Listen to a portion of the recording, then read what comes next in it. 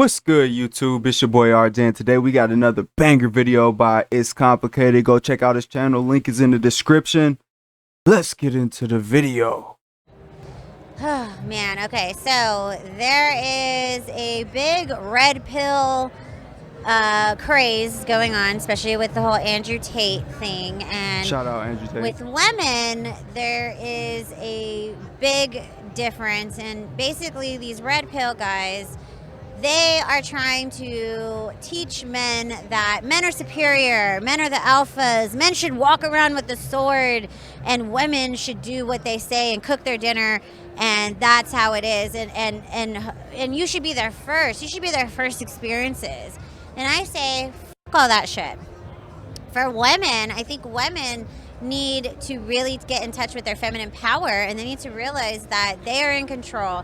They are the ones that make the decisions, and this is like when they're in a relationship and even before in dating. Like, I think now with Tinder and Bumble and all these other dating apps that it feels like it's just normal to you meet a guy and then you have sex with him on the first date, and it's like, ladies, dinner is not enough. Like, let this guy work for you, or give this guy, like, make him earn it. You know, he needs to do something, whether it's financial, whether it's effort more than just a dinner, because it's like that. This is what's going on with a lot of my girlfriends.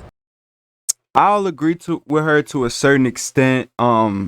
This hookup culture, if you're one of the guys that's a bachelor and you involved in the hookup culture, it benefits you totally. But it does lower a woman's value if I'm able to have sex with you on the first day. I don't look at you the same. If I had an idea about you that was more wife material, and then I take you out to dinner first day, we go back to your crib or my crib and we sleep together, I'm going to immediately think you a hoe, because I'm like, damn, if you did it with me, who else did you do it with? So I will agree with her on that aspect alone. But as far as the motive behind it, just making a man work just for the sake of working, I don't necessarily agree with that part. If you're not interested in a man, don't lead him on, because then you can't be surprised when he reacts a certain way that he does. When he expects something from you and you've been leading him on this whole time, getting free meals and getting all this attention, and now when he's thinking it's one thing, you thinking it's another, and then you look at him crazy for thinking it's what he think it is. Got to be straight and upfront what you want from the jump, and a man will respect it, but you just got to be blunt about it. Don't beat around the bush. Don't sugarcoat it. Just tell it how it is. It's been said that men have a burden of performance that women don't. Who assigns them that burden, and isn't that the problem right there? Men do. They compete with each other. I guess it's society kind of that assigns that burden, or maybe they do it to themselves. Well, I mean, we kind of do have a burden to perform because there's more competition with men. Women, men, they love women. Women can never do wrong. Men do and should work harder, because if you are going to get in a relationship, whether it's long-term, short-term, you have to provide. So that is where the contradiction has came to the surface. One breath she says, oh, men should not think they're alphas, women should make all the decisions for whatever reason. And then in the next breath she says men should work harder because we should be the providers. Why am I going to provide for somebody that's I'm not leading? If I can't lead you in life, I'm not providing for you. I'm going to find somebody that I can be a leader to. I'm going to find somebody that's willing to let me be their leader. If I cannot lead you, I'm not going to have no type of responsibility over you. It's a waste of my time. I'm not about to sit here and constantly be in conflict with my woman because we going over a power struggle. That's why an alpha male and an alpha woman could never coexist, because it's going to be a constant fucking battle. That's all it's going to be, is arguments about the stupidest stuff. I'm not about to put up with that for the rest of my life.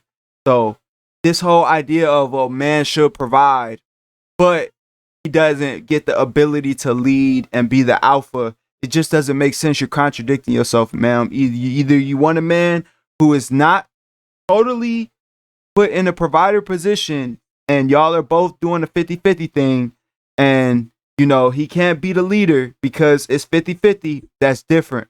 But if you expect a man to provide for you, you have to expect him to lead. No man is just going to give you his money and then expect you to run the show. That doesn't even make sense. You have to be a provider. You have to be ready for that next step. Why is the man's provider gender role more demanding than the woman's was, is, or ever will be? That's hard. Because I think women have less defined roles in society nowadays. I think they could kind of float and do whatever they want, but a man is expected to be a provider economically. That's pretty much the difference. Is women have, the choice. They could kind of be the house mom and do that type of thing, or they could do it for themselves and provide for themselves. A man that doesn't work and doesn't provide or doesn't have a family doesn't have much value in today's society. Right. Is the pressure greater on men to be successful or on women to be beautiful? They expect women to be beautiful throughout their life. I would say men to be successful, because I feel like now we've kind of moved over to society saying like every woman is beautiful. That's true. So I think there's more of a pressure for men to be successful and be the provider of the household. I don't know. I think I might say women to be beautiful, just because I think that, like, if I were to go out and like meet a guy, I mean, my assumption and my experience is that he would have to think I'm beautiful for me even to find out if he's successful. That argument goes both ways. Most women are not going to entertain a guy that they don't find attractive.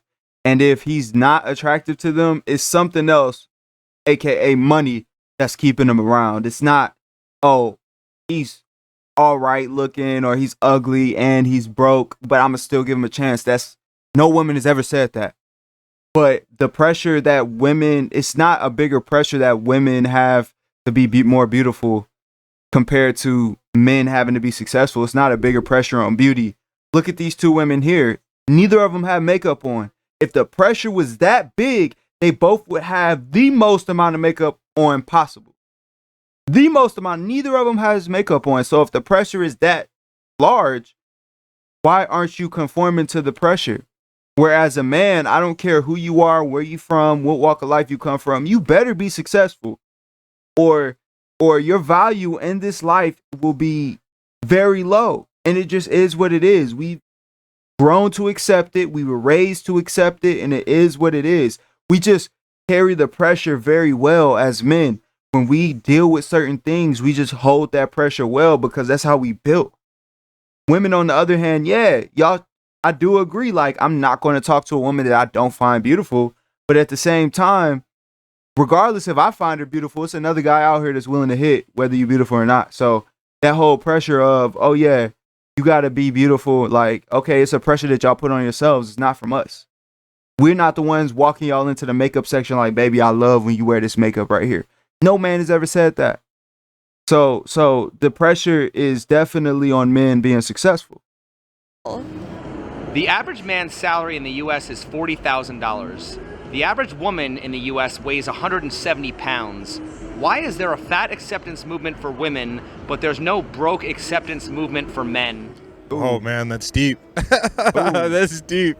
And they're just as unattractive features. As much as a low-income man is unattractive to women, overweight women are unattractive to a large swath of the male population. I think a lot of us have to settle for what's out there. Not myself, but we're expected as men to kind of like settle for a woman as she is. Why don't women typically settle for a man as he is? Facts. I don't think there's a correlation. I think like women can be beautiful no matter what shape or size they come in, but I don't think there's like, I don't think men that don't have money are being like discriminated against. Women are born with value because as I'm an adult grown woman now, men love my feet. Men love my ass, men love my hair or other attributes where men can put themselves in that position. But if they aren't those type of guys, then if they're not naturally built, then they do have to create it. Why don't women have a burden of performance to become better partners if they don't want to be viewed as a mere sexual object? That's a good question. I think that's it needs to be.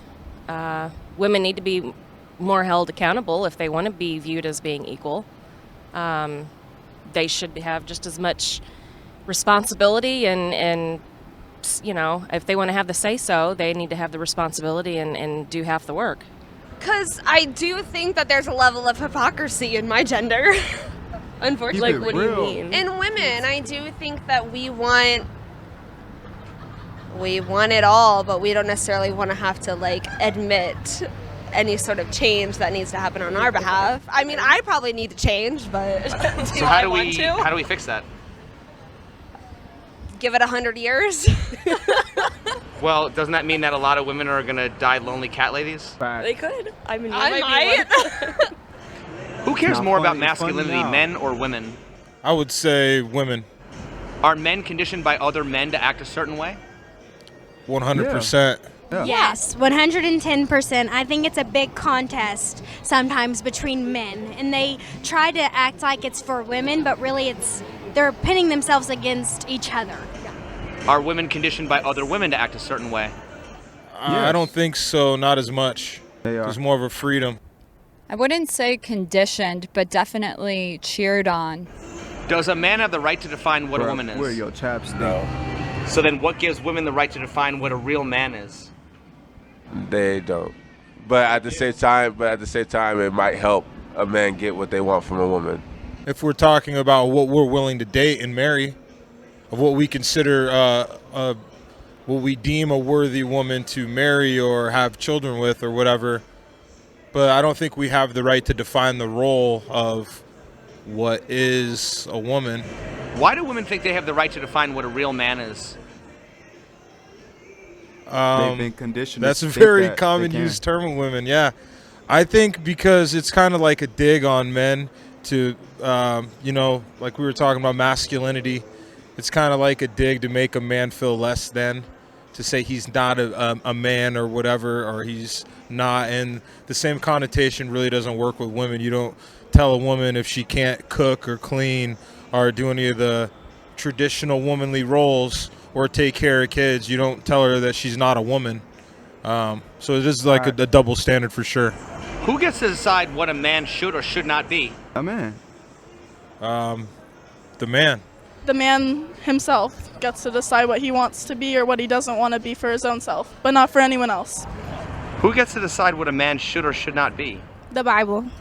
Who is more Good attractive, answer, liberal or good conservative answer. men, and why? Unfortunately, I would say conservative. I would say conservative as well. Why? We're on that back. The Bible. Who is more attractive, liberal or conservative men, and why? Unfortunately, I would say conservative. I would say conservative as well. Well, we're going to disagree. We're definitely going to disagree. Conservative, definitely. Liberal, because I like a man who supports women and supports a lot of things that conservative men just don't. And I like a manly man, and I like the blue-collared, hard-working man. I would say that conservative men tend to adopt the traditional idea of what a man is. So they're strong and they're, you know. Liberal men, they usually have a more open mind, I think. And I think they actually care about people more. Yeah. I think a lot of Republicans care about money, and liberal men are definitely more progressive and open-minded and just better in general, in my opinion. What's the difference between feminist women shaming men for being men and traditional women shaming men for not being real men? Tradcons are undercover feminists. Wouldn't that equate modern misandry to feminism and traditional misandry to chivalry? Yes. Don't both place women at a status above men? Feminism is a woman's supremacy movement. What are your thoughts on the following statement? Women are born with value, men have to create their value. I agree with it. You agree with it? Okay. I do agree with it. It's true. What if I told you some races are born with value, others have to create their value? Would that be okay? It's true. I don't know if it's okay. How is that not bigotry? It is. Why is saying men have to create their value not sexist? It is sexist. Are men typically Great born with the questions. muscles, money, and status that attract most women? No. No. If men are more likely to work for their value, don't they deserve more respect for that? Yes. Absolutely. If men have to accept that they need to work harder in the dating market, why can't women accept that they need to work harder in the job market? I think men opted out. I mean, personally, I don't agree with that. In societal terms, you're probably right. It's like because we touched on the economic issue, and a woman could easily not have money and just meet a rich man if she's gorgeous. And yeah, I get the point of that. But me personally, I would never buy too much into just looks. There's more. As a man, we have to understand that nobody is going to give us anything. We have to work for everything that we have. If we fuck up, we got to pay that consequence. And then honestly, people will hold you more accountable because you fucked up before. Compared to women, you can fuck up, you can do people dirty. If you pretty enough, people just going to turn a blind eye and look away and act as if it never happened. But as a man, I understand that this is the game that's being played, and I'm going to play the game to the best of my ability. And at the end of the day, it doesn't matter who's in my life or who's not in my life. I know what I have to do. I know what my objective is, and I know how I'm going to get there. So as men, we have, even though society tells us not to be men, not to be leaders, not to be grooming ourselves to lead our household and have the final say so in our household, you have to live your life that way. When you live your life that way, when it's time for you to do it, it's not going to be a foreign idea to you. It's not going to be something that you have to get used to. It's something that you are already used to. What is the famous saying? How does it go?